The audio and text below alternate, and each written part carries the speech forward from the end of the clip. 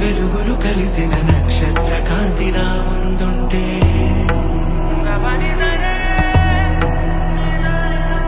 దేవతలందరి దివ్య రూపములు ఒకటేలాగా దర్శనమిస్తే